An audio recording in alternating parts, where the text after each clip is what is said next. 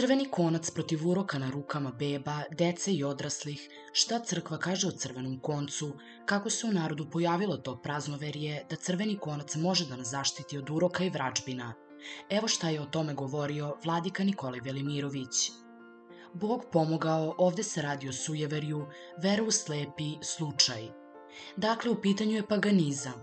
Današnji hrišćani su sveli svoju veru na papir, krštenicu, a svojim postupcima i ovakvim poduhvatima svedoče da su daleko od istine po evanđelju i da traže pomoć od sebi nepoznatih sila.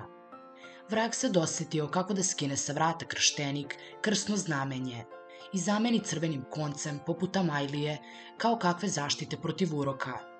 Od 100% novorođene dece, otprilike 95%, nosi odlukom svojih roditelja do krštenja crveni beleg ili ti končić, a to je navodno zaštita dece.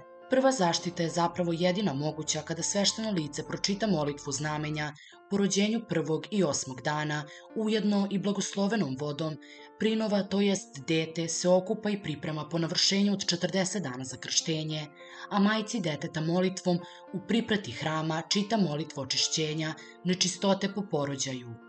U praksi novozavetne crkvene istorije istog dana dete treba da se krsti. Međutim, retko ko poštuje to pravilo po isteku od 40 dana, nego 1000 prepreka iskoče, da tako kažemo, a to je čista umotvorina baba koje proriču, zapovedaju, gledaju sudbinu i izmišljaju stvari. Nažalost, narod njih više sluša nego Boga i crkvu. Dešava se da je najčešće prestupna godina, pa ne valja da se krsti te godine, onda kum sad ne može ili živi u inostranstvu, pa kad dođe, onda tek dete da se krsti. Onda je neko u familiji umro, pa ne valja i tako dalje. Sve ovo vreme iščekivanja za krštenje deteta, oni veruju da dete štiti crveni konac. To je, kao što vidite, propast kako se plitko razmišlja. Ogromno neznanje i veliki mrak je pokrio dušu našeg srpskog naroda.